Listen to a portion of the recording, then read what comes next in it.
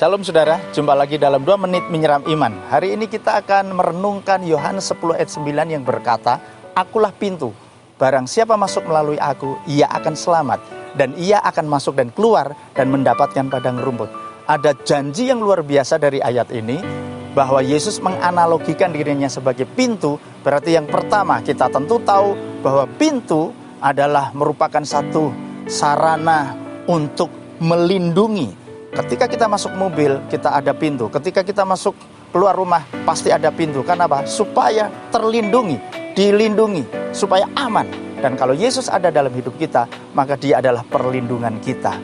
Dia yang memberikan keamanan kepada kita. Karena itu Roma 8:31 berkata, jika Allah di pihak kita, siapakah lawan kita? Iman kita kepada Yesus adalah menjamin perlindungan dan penyertaan Tuhan.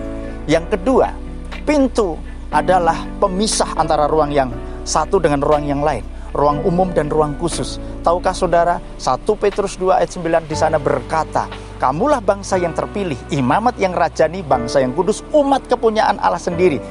Dan ini menunjukkan iman kita kepada Yesus, kita menjadi umat pilihan Allah, dipilih dari sekian miliar orang.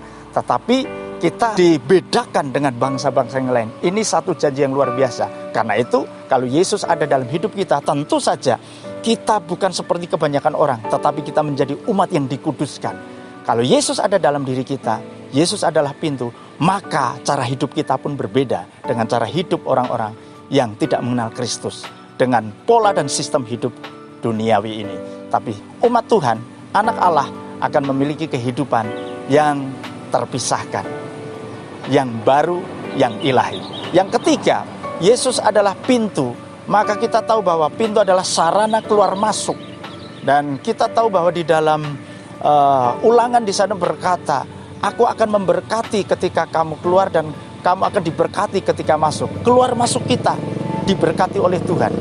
Dan tadi ayat berkata bahwa barang siapa masuk melalui aku, dia akan selamat.